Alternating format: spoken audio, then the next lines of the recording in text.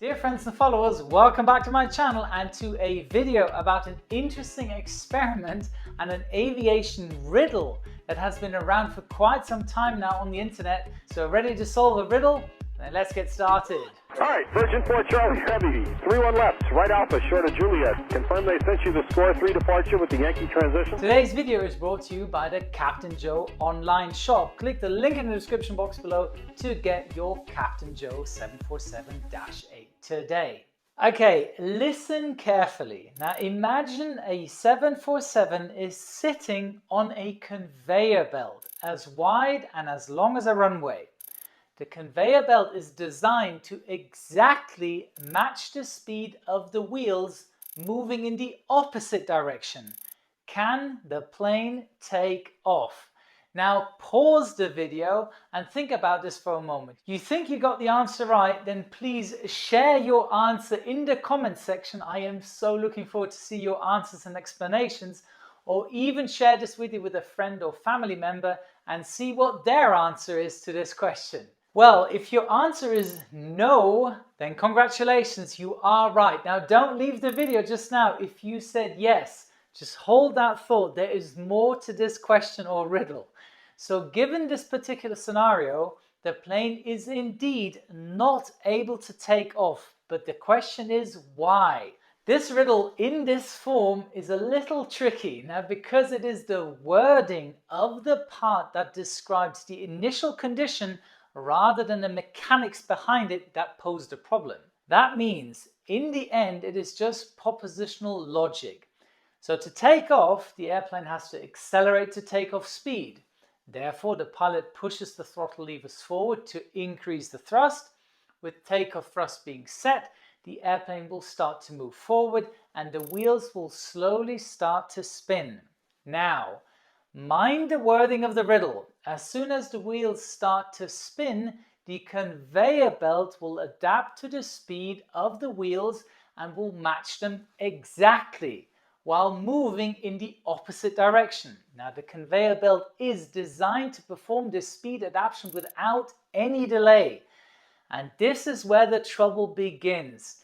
So to pick up ground speed, hence increase the airspeed to ensure sufficient flow over the wings for them to create lift, the airplane has to move forward relative to the ground, meaning it has to cover a certain distance on the conveyor belt. Now, given the preliminary assumption that the conveyor belt matches exactly the speed of the wheels, it is not possible for the plane to do this. So if the plane were to accelerate, the wheels will start to turn forwards. If they do, the conveyor belt will instantly match their speed, moving backwards. While the airplane is still trying to accelerate, the wheels try to move forwards relative to the ground, therefore trying to turn forwards. If they do, the conveyor belt would instantly match their speed again, moving backwards. And so on and so on. I think you get my point. Once started, this turns out to be an endless cycle in which both the wheels and the conveyor belt would theoretically accelerate until they reach infinite velocity, which is of course physically not possible. So the tricky but physically, mechanically not possible part in this riddle is match exactly the speed of the wheels. But what if we set up our experiment almost like we did earlier, but now the conveyor belt is designed to match the ground speed at which the airplane takes off while still moving in the opposite direction? Is the 747 able to take off in this scenario? The correct answer is yes. And interestingly, there is little to no difference in required takeoff power, rotation speed, and length of the takeoff roll compared to a takeoff from a normal runway without the conveyor belt. The reason behind this is on how the plane propels itself, pun intended, forwards, which works differently compared to a car's propulsion. In a car, the engine is hooked up to a gearbox and then via a drive shaft transfers the power onto the wheels and then onto the road. Now let's say we were to place your car on a conveyor belt and you are accelerating to 150 kilometers per hour, but simultaneously the conveyor belt is also turning at 150 kilometers per hour, but in the opposite direction. Your speedometer in your car will show 150, but relative to the ground, you are not moving at all.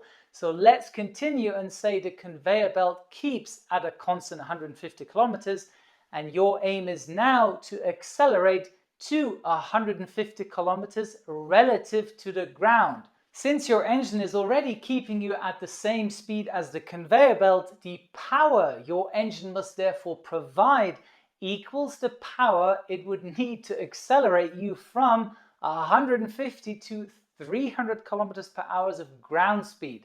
That can only be performed on the German Autobahn, ja. An airplane, on the other hand, does not accelerate by sending power to its wheels. The wheels of an airplane are not driven, they spin freely. The forward motion occurs because the air passing through the engines gets accelerated and discharged in form of a jet, which generates the required thrust to propel ourselves forward. And we've learned all of that from our good old friend Isaac Newton and his third law. So quick breakdown of Newton's third law.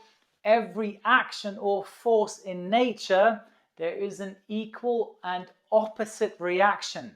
In other words, if object A, in our case the thrust output, exerts a force on object B being our 747, the object B also exerts an equal and opposite force on object A, meaning the 747 moves in the opposite direction of the engine output. That means during takeoff, it does not matter how fast or in what direction the wheels are spinning, because they do not play a role in airplane propulsion.